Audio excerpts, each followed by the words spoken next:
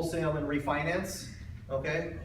That property, if you buy it from a wholesaler, you can refinance that right afterwards, or you can wholesale a property to somebody else and let them refinance it.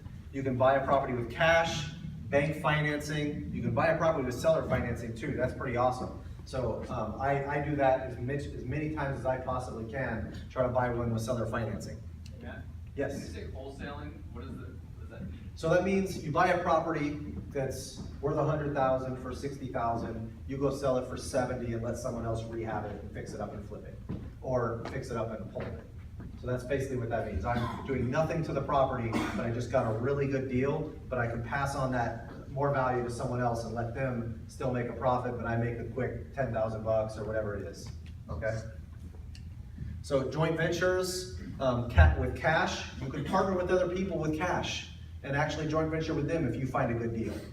You can actually joint venture with a bank finance. One thing that we do is we will sell a property to an investor at our cost, have them put 20% down and get a bank loan, and then we retain 25% of the cash flow and 50% of the profit when we sell it. Now what did we do to earn that? We bought it, renovated it, tenanted it, and brought built-in equity to the table, and already had it cash flowing up front from the start with our system in place. And so we do that a lot with our investors. You can invest in multifamily in different markets around the country. You can invest in fix and flips. Those, in my opinion, you should be doing both. You should be fixing and flipping to build equity consistently, and you should also be buying and holding properties for that long-term wealth building effect, okay?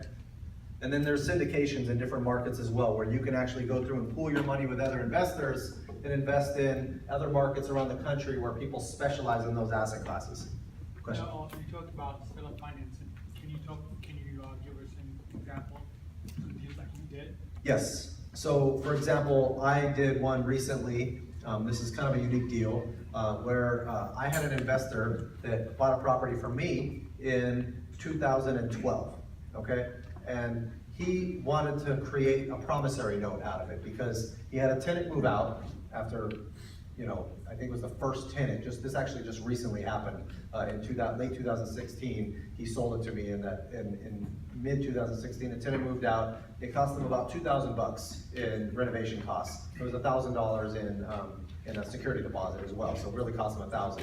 He didn't like that. It scared him. So he said, I want something stable. And so I said, okay, I'll buy your property from you at the same price you bought it from me for, and I'll create a promissory note at 5% for a 10-year term amortized over 30 years. And so I could have held that property and kept it and made a great spread on it, okay? But I decided to go sell it. So I sold it for about $10,000 more, and then I seller financed in that deal at 5% with $10,000 down. And I basically made the money on the difference and let him keep the seller financing. So there's strategies you can use by taking over bank financing from other people or being able to have other people finance you and want those cash flow streams. Does that make sense? And you have to understand the paperwork involved there though too. Make sure you can teach someone how they're protected, why they have a deed of trust against the property, how the promissory note works, how that paperwork works so that they're protected. That's the best way and strategy to get someone to seller finance for you.